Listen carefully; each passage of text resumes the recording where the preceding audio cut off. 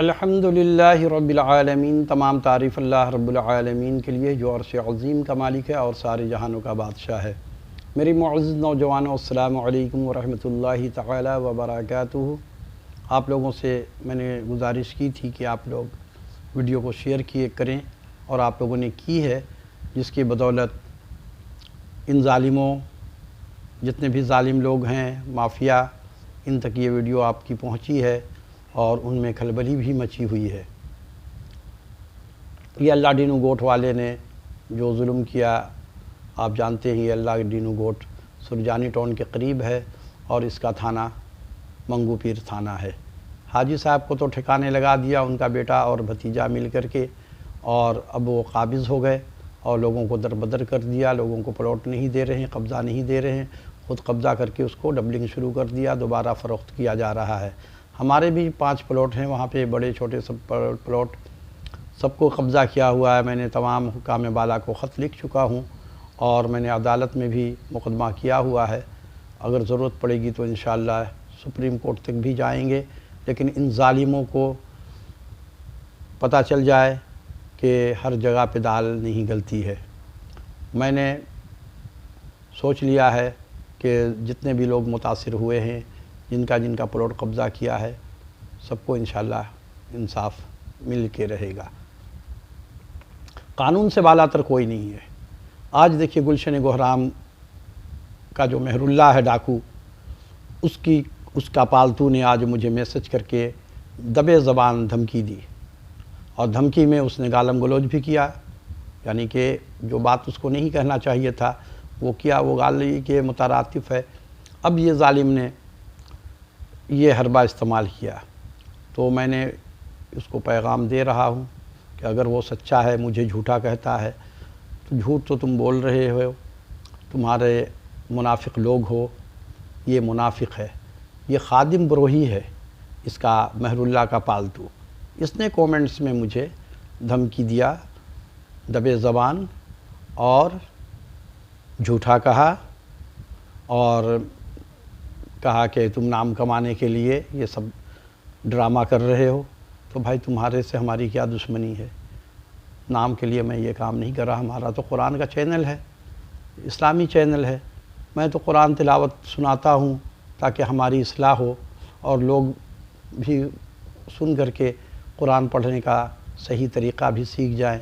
یہ ایک یونیورسٹی ہے، اس سے سیکھا جا سکتا ہے۔ میں طالب علم ہوں، لیکن جہاں تک مجھے آتا ہے میں لوگوں تک قرآن پہنچا رہا ہوں اپنی زبان کے ذریعے۔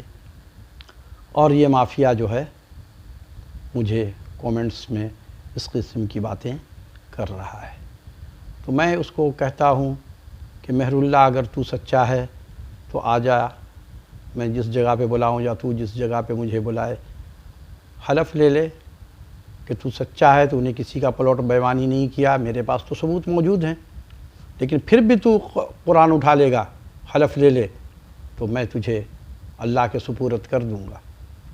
لیکن انصاف لینا میرا حق ہے اور انصاف چھوڑ دینا گناہ ہے، تو یہ گناہ میں نہیں کروں گا۔ مجھے اگر سپریم کورٹ تک جانا پڑے، پوری زندگی کی جمع پونجی خرچ کرنا پڑے تو میں کر دوں گا۔ میں نے زندگی میں کبھی بھی، جو لوگ بھی ہمارا مال کھایا، میں نے ان 1 روپے کے پیچھے میں نے 1000 روپے خرچ کیے۔ تو یہ پلاٹ کیا ہے، مجھے ملے نہ ملے، لیکن انصاف انشاءاللہ مجھے مل کے رہے گا، میں لے کے رہوں گا، چاہے میرا جتنا بھی خرچ ہو جائے، پلاٹ کے قیمت کے 10 گنا بھی خرچ ہوگا تو میں کروں گا۔ لیکن اگر میں چھوڑنے والا ہوتا تو تمہیں 10 سال سے تو تمہارا پیچھا چھوڑ چکا ہوتا، لیکن نہیں، میں نے تم کو ٹائم دیا، مہلت دی کہ سوچ لو، لیکن اب میں نے کمر کس لیا ہے اور لوگ میرے پاس آ رہے ہیں۔ میں سارے لوگ جتنے متاثر ہیں، جن کا پلاٹ مہر اللہ نے قبضہ کیا ہے، سب لوگ اب ہم سے رجوع کرنا شروع کر دیا ہے۔ انشاءاللہ ان سب کو لے کر کے میں عدالت میں پہنچوں گا اور پھر تماشا ہوگا تیرا۔ ورنہ جن کا پلاٹ لیا ہے ان سب کو واپس کرو، ہمارا بھی پلاٹ واپس کرو، اور اگر ایسا نہیں کیا تو میں انشاءاللہ سپریم کورٹ تک بھی جانا پڑا، 10-20 لاکھ 50 لاکھ بھی خرچ کرنا پڑا تو کر دوں گا، لیکن یہ لینڈ مافیا کو سبق مل جائے گا، سارے لینڈ مافیا کو، کہ ایسے بھی لوگ ہوتے ہیں۔ لوگ درگزر کر دیتے ہیں، ارے اس کو اللہ پہ چھوڑ دیا، بھائی جہاں تک طاقت ہے لڑیے۔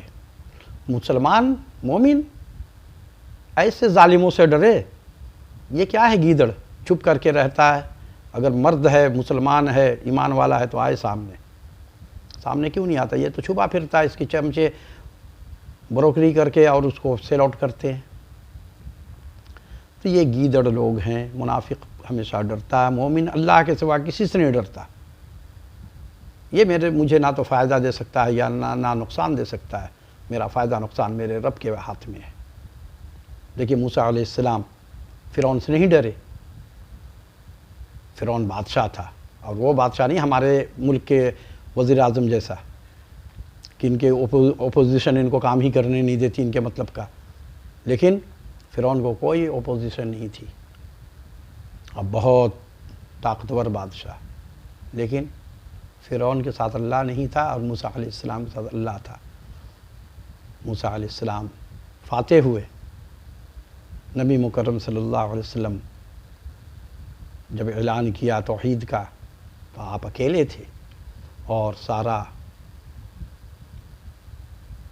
قبیلہ جو تھا وہ کافر تھا، سب آپ کے خلاف، لیکن آپ کے ساتھ اللہ تھا، تو ایک اللہ مومن کے لیے کافی ہے۔